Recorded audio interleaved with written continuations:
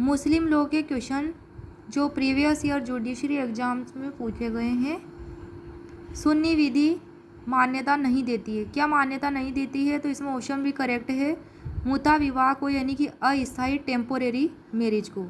मुता विवाह एक विशेष प्रकार का अस्थायी विवाह है जिसे अथना अशरिया शिया विधि ही मान्यता देती है। कौन सी विधि? अथना अशरिया शिया विधि।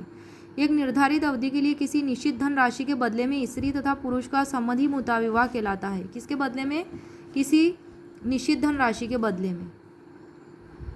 नेक्स्ट है question, dissolution of marriage Muslim marriage act 1939 के अंतर्गत यौनागम का विकल्प निम्नलिखित को प्राप्त है। तो किसको प्राप्त है? तो ऑप्शन बी, केवल पत्नी को प्राप्त है।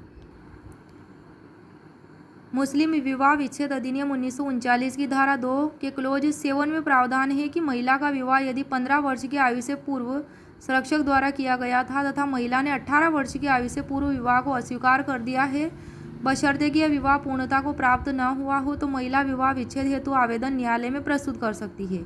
इस धारा के अधीन आवेदन केवल मुस्लिम विवाहित महिला ही प्रस्तुत कर सकती है।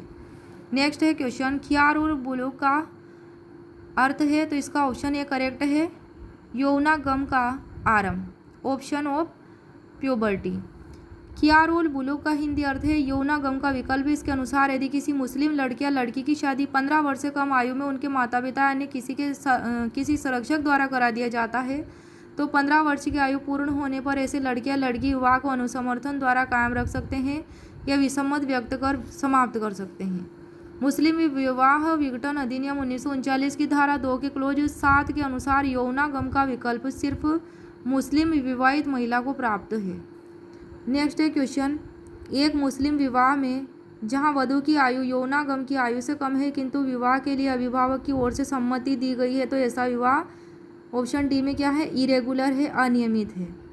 मुस्लिम विधि के अंतर्गत संरक्षक द्वारा किए गए निकाह में पति या पत्नी को यौनावस्था का विकल्प प्राप्त होता है। वयस्क होने पर वे निकाह को अनुमोदित या विखंडित कर सकते हैं। अनुमोदन या विखंडन से पूर्व ऐसे निकाह की स्थिति अनियमित फासिद होती है। अनियमित को क्या बोलते हैं? तो इसको फासिद बोलते हैं।